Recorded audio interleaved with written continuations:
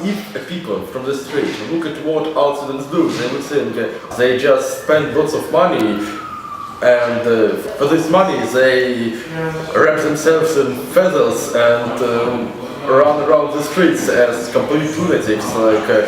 How can it worth so much money? I do illustration at the University of Brighton. I'm on my second year now. In terms of art education, the degree itself, like piece of paper which says degree, it doesn't really important. What is important are skills that you obtained in this during your course, and even it doesn't really matter how prestigious or famous your art school or university are.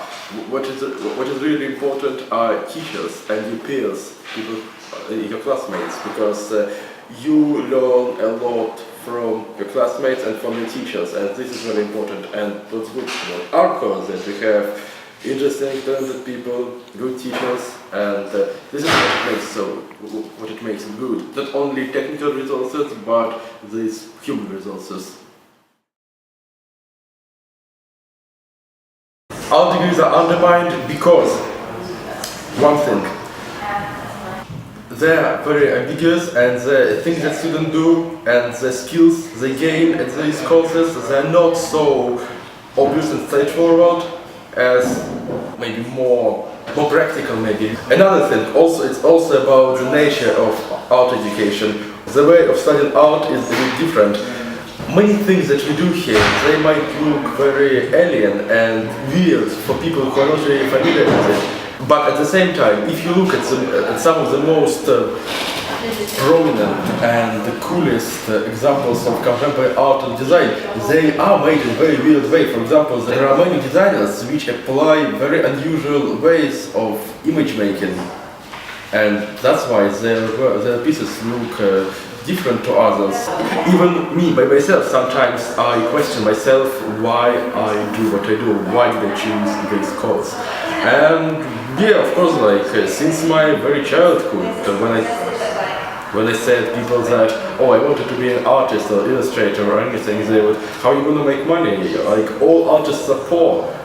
But yeah, so yes, of course I experienced it many times that people think that people see an artist or illustrator as somebody who lives in an attic and doesn't eat, but just drinks and smokes, and cigarettes replace food for him or something like that.